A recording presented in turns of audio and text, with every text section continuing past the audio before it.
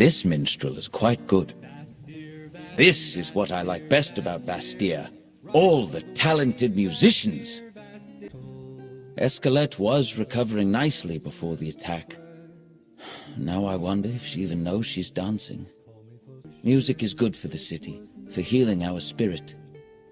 I try my best to keep my hands busy. It keeps my mind from wandering. If you're looking to keep busy, plenty of people need things crafted. So much has happened here on our tiny little island. Come, let us ponder happier topics, such as my wondrous wares. Ah, feel that?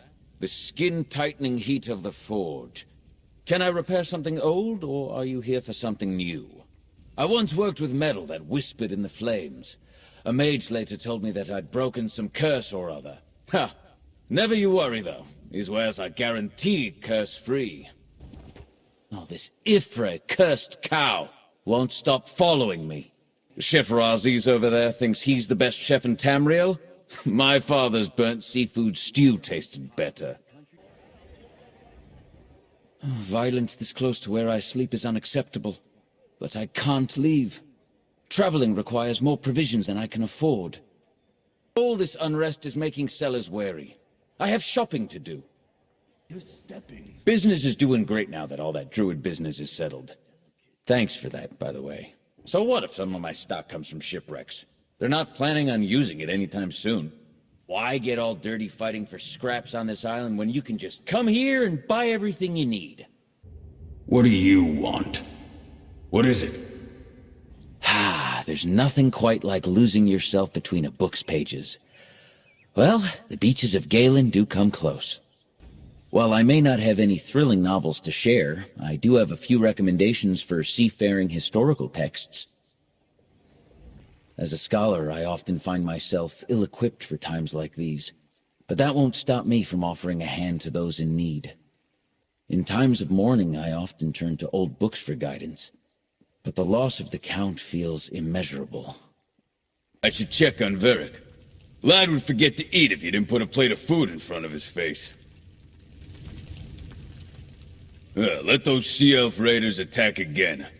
I've never been afraid to squash a bug with a heavy book.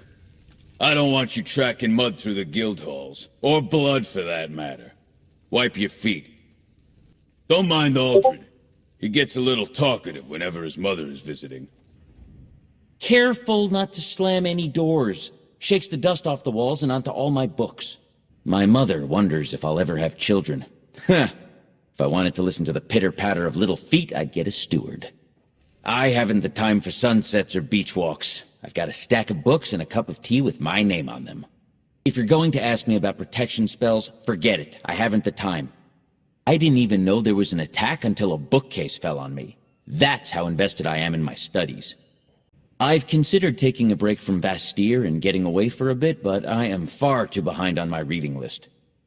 If you're looking for a fair price on a new bow, I promise not to string you along.